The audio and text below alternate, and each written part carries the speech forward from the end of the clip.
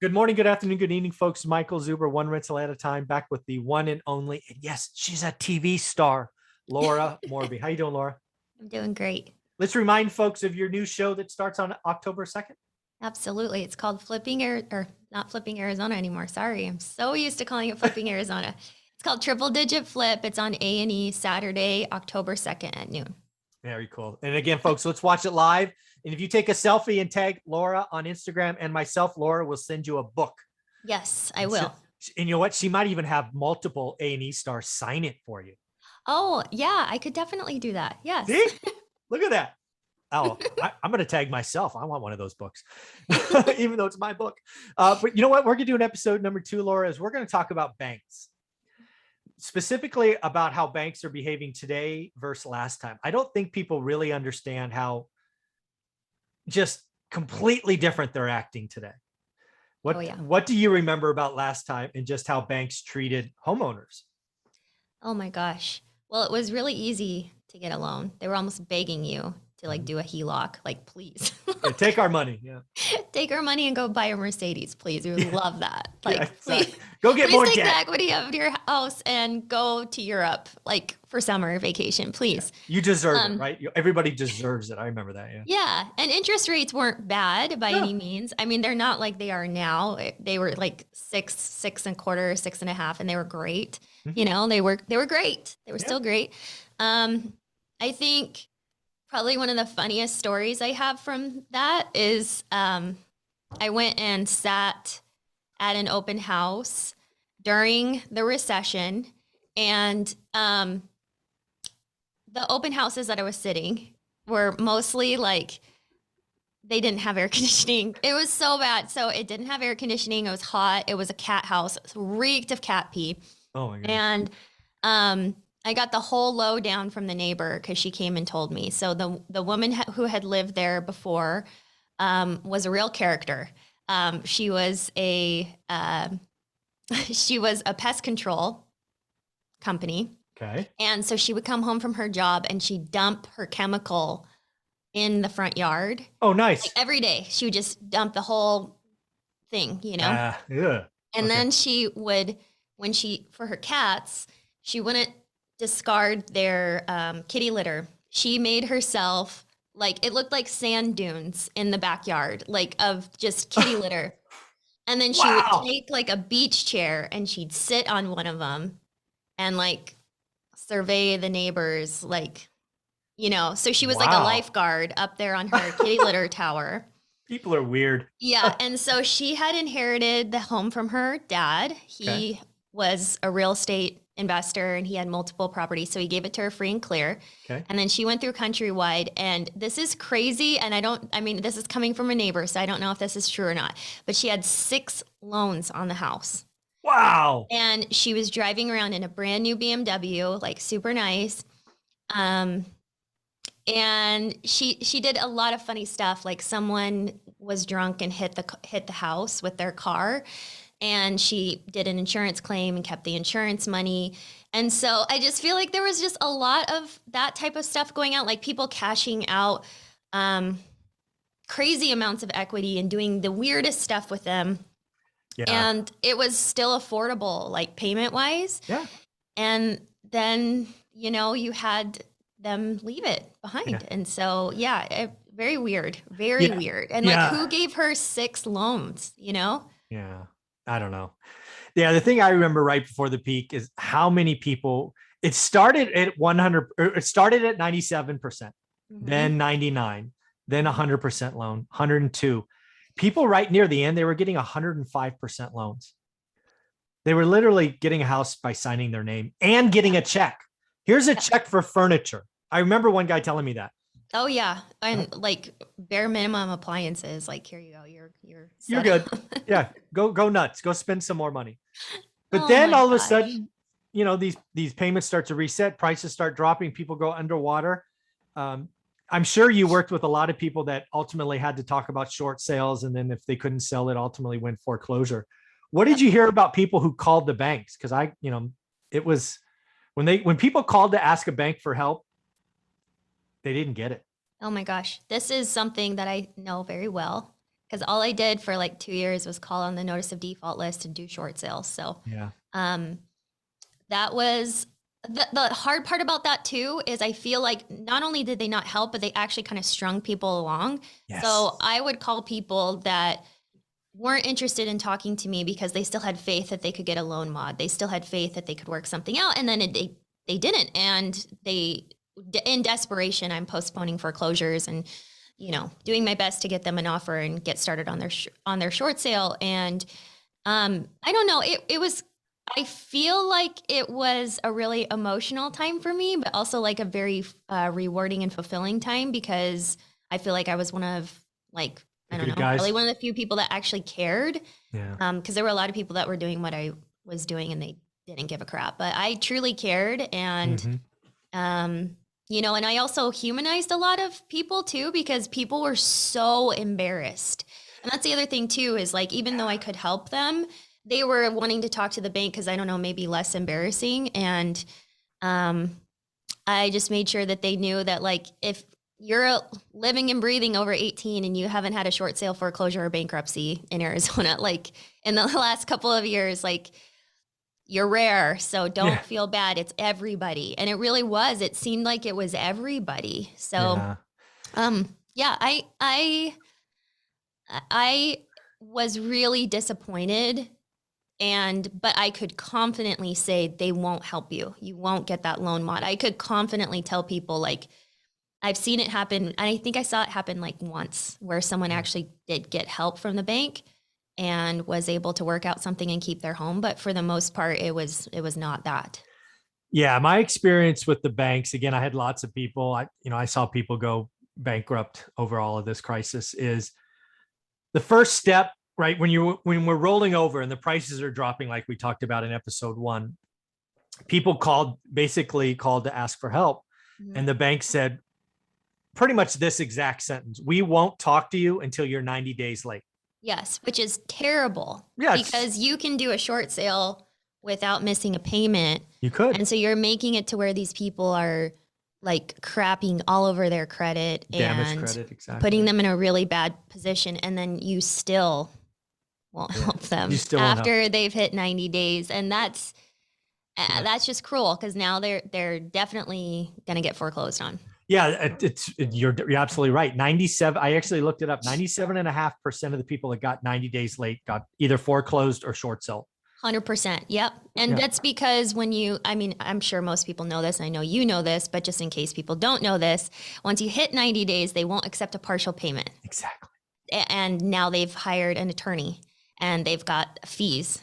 So you're not just having your late fees and all the weird fees and your late payments, 3 late payments. Yep. Now you have attorney's fees. And so you get this chunk where, like, even if you have like a $700 to $100 or $1,000 a month mortgage, you're now looking at just this crazy amount that most of us just don't have. And so many people were in the same boat. So it wasn't like you could go talk to a family member and borrow it, because they were probably in the same boat, right? Yeah. So no, you're absolutely right. It was bad. It was bad. Yeah. So again, if you got 90, again, the bank told you to get 90 days late. And then if you got 90 days late, you were 97.5% certain to lose your house somehow, some way. So the other thing I remember is once you got 90 days late, the bank wanted you to write a letter. Remember that? You had to write a letter. You had to explain what's going on. And that's where I think people, like you said, got embarrassed. Your hardship letter. Hardship letter. That's what it was called. I forgot. It was a hardship letter. I wrote a lot of those for people.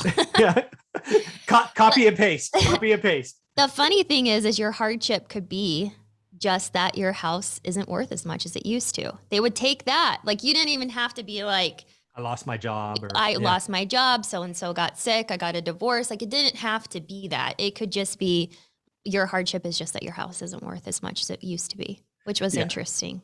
Yeah. So it's funny we're talking about this now, just going back to the memory, right? So that's where it started. The other thing that happened is right about a year and a half, maybe, it's about a year and a half in, I actually did notice a switch in homeowners, right? The first year or so, it was embarrassment, or they wanted to hide the fact. Oh yeah. But head in the sand, ostrich. Yeah. Ostrich, right? But after a year and a half, at least in the market I was in, it almost became a badge of honor. It's like, nope, we're going to strategically default. right? That became like a phrase. I'm going to strategically default, just like 5 of my other neighbors. Mhm. And again, then they lived for a year and a half for free, because in California it took like 700 days to get somebody out. I was just going to say that the only badge of honor that was, and I feel like that was coming from the fact that it was so backed up and the banks didn't know how to deal with all of it. And so they would give you a foreclosure date, but they'd postpone it for years. And so, yeah, people were living 100% for free other than their utilities, no house payment. But the scary part about that is you still end up eventually selling. Yeah. And so there were a ton of people that I helped out who ostrich head in the sand, and they had, 2 years of just wonderful time, but they weren't prepared. Every time their sale was postponed and it was rescheduled, they'd be like, oh, it's going to get postponed again. I don't care. They'd go to work. They wouldn't be packed up. They would have nowhere to go. And if they were sold to a jerk investor, that person would go just change their locks, and then good luck getting your stuff. Yeah. And so it was really sad. Like, people coming off of work and their keys don't work. Yeah. And they can't get their family photos, and they can't get their grandfather's World War II flag. Like, it was bad. It was so bad. And then also evicting people, I did that too. And the people who were evicting people at that time, like, once someone else owns their house, like if you're doing it the right way, instead of just like auto rekeying their house, they were so mad. People were so emotional that people were getting shot. And so that was like the hard thing too. When I was evicting people, I'd go, you have to have them sign it. So I'd park down the street, and then I'd be like, hopefully they won't shoot a 22-year-old, like, like a girl, like, hopefully I'm fine. And then I'd have them sign it really quick. And then I would just run like as fast as I could, because you have no idea, because you give it to them and then they're going to open it. And then depending on how they feel, I mean, obviously they know it's probably it's not good news. Yeah, it's not good news. Yeah. So the other thing, what was the longest short sale you had? I bought a short sale that took 9.5 months. A year and a half. Oh my God. And that was because it was a divorce situation. And, it's like, even if it's the best thing for both parties, which it was, it's like, oh, my husband hired you. I don't know who you are. I'm not helping you. I'm not giving you my bank statements. You're going to give it to him. And it's like, no, I just want to help you. Like, well, in our divorce, he kept the house. And I'm like, well, unless you refied you off, you're still on. Like, that's not what this deed of trust says. So there was a lot of that. Divorce short sales were the hardest. And unfortunately, there were kind of a lot of marriages that were finished by this, probably, I'm sure they had other problems, but the stress of that, I don't know. But I dealt with a lot of divorces, and that was really tough. And then I think it was hard too, because I was like a young girl, and then it's like, my husband hired you. And I'm like, I don't want your husband. I just want to help you. Like, I don't even know what he looks like. I don't care. Like, I know his name's Mark. That's all I know. Yeah. That's funny. And then ones with like multiple liens, those are always super hard. And then there was just a few banks that were just nightmares to deal with. So it depends. Yeah. But really what I want to remind people of is all of these horror stories. It is exactly the opposite today. Oh yeah. It's a pleasant checkbox. It's an online checkbox. It's, I think I might be affected by this. Check. Okay. You're good. Payment pause. All good. Yeah. I mean, maybe we should talk about about getting a loan now, because I think that is the difference that I see between then and now is like people are really afraid to apply to get a mortgage, and people have this feeling that it's impossible, and unless you have the perfect situation. And then once you're in it, you're annoyed because look at all this stuff and these waiting periods that you have to go through, and like, what's up with all these regulations? And it wasn't like that when I was buying my first house. And it is annoying, but I think it definitely serves a purpose, and it's because of what we went through. So I think that sometimes people forget that, or if you're new in the business, you're just like really frustrated. Yeah. What I would tell somebody going through that today is, first off, it's not you. Everybody's going through it. Sometimes people feel like they're being, I don't know if the right word is, being picked on or singled out or something. Yeah. No, what we're going through now is good lending. I would Yes. say we are actually, the lending is better today than it was even a year and a half ago, right? Mhm. Banks saw this environment, they got tighter, not looser. Unlike Right. last time, they got looser. So they Yes. got tighter. So all lending is, you're not being singled out. It is a good thing. Um, the loans that are getting done today are really solid. They're real income-based loans. They're fixed. I mean, 99% of loans today, I think it's 98.7% of loans are fixed rate, either 30 or 15. Yep. I mean, why would you get an ARM today? I mean, I guess there's a No. couple of maybes, but I wouldn't touch an ARM today if it was 0% interest. I think majority of people feel the same. Yeah, So, it's just crazy. yeah. But So, it's I don't know, I guess when you start to feel frustrated if anyone's currently getting a loan or refining something or doing BRRRR strategy on something, and you're just so annoyed at your lender and more and all the more things they're paperwork, yeah. asking you for, just feel good that once you get that loan that you're going to be in good position to not default on it. So Yeah, not only you, but also realize that your other neighbors are also going through that. So again, what happened last time is craziness led to others doing strategic defaults. Now everybody's doing good loans, so you don't have this termite damaged, loan portfolio. mhm. So Yeah. And two, maybe we should talk about appraisals back yeah, then go too. for it. People get so mad at appraisers now. Mhm. And I'm like, I don't really care. Like I'm fine. If they want to feel like they're like saving the world by giving me a low appraisal. I mean, it sucks. I'm not saying it doesn't suck, but it's like what it was before. Oh yeah. Like you could just hire your buddy, give me the value I want and move Whisper a on. number. And that, I mean, come on. I know it felt good at the time, but that's so dumb. That's so dumb. And that was so messed up that was Yeah, how it was the done. only person that's hurt in that is the home buyer. Mhm. The seller loves it. Oh yeah, loves it. The home But the buyer, home buyer's feeling like, yes, I got it. I got But it. no, you didn't. Yeah. Yeah.